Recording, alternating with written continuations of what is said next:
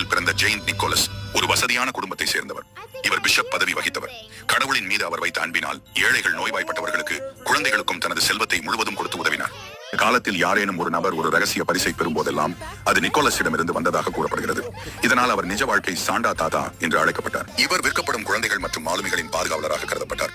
அவரின் நினைவாக உருவானவர் தான் இந்த சாண்டா கிளாஸ். இவரோட துருவத்தில் வசிப்பதாகவும், வெள்ளை தாடியுடன், தொந்தி விழுந்த வயிறுடன், பல வண்ண உடை அணிந்து ஏழைகள், இல்லாதவர்களுக்கு உதவ பல பரிசுகளுடன், இனிப்பு பொருட்களுடன் 8 கலைமான்களால் இழுத்துச் செல்லப்படும் பணி சறுக்கு வண்டியை ஓட்டியபடி வானில் பறந்து வருவார் என்றும் நம்பப்படுகிறது. இவரது வண்டியில சின்னஞ்சிறு கிங்கிணி மணிகள் கட்டப்பட்டிருக்கும். அந்த மணியின் ஓசைக்கு ஏற்ப ஜிங்கிள் பெல்ஸ் என்று பாடியவர் வருவார். இவரின் வருகைக்காக குழந்தைகள் அனைவரும் காத்திருக்க, சாண்டாவை இழுத்து வரும் ரெயின்டியர் கலைமானுக்கு உணவாக கேரட்டுகளும் வைக்கோலும் குழந்தைகள் தங்கள் படுக்கையில் வைக்கின்றனர். இதேபோல் குழந்தைகள் தங்கள் கட்டிலின் கால்மாட்டில் ஸ்டாக்கின்களை தொங்கவிட்டிருப்பார்கள். சாண்டா புகைப்போக்கி வழியாக இறங்கி வந்து இதற்குள் பரிசு பொருள்களை போட்டுவிட்டு போவார் என்று கிறிஸ்துமஸ் வருகைக்காக குழந்தைகள் காத்திருப்பர்.